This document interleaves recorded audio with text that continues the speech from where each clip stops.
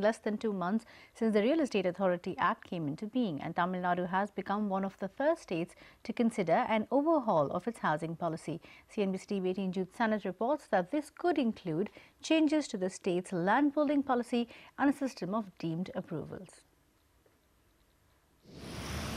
Doing business in Tamil Nadu's real estate industry is set to get a lot easier. Over the next few months, the state administration hopes to set in motion a plan that will overhaul its real estate policy.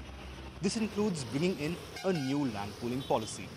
The idea is to get the state's Housing and Urban Planning Department to release land banks along Chennai's Outer Ring Road for development of commercial projects.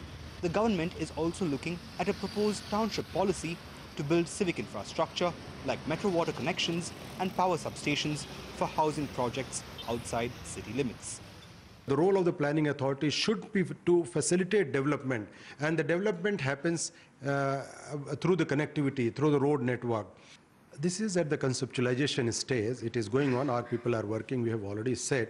So I'm hopeful that maybe shortly in 3-4 months time, we should be having some framework. CNbc TV 18 learns that changes to the approvals process for real estate projects are also in the works.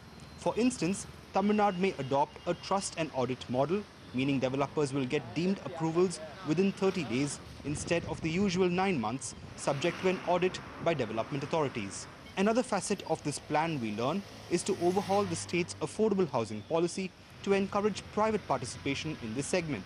So instead of a situation where Liberal Floor Space Index or FSI is the sole incentive for building low-cost homes, the state will get the housing department to relax open space requirements or OSR norms for low-cost homes.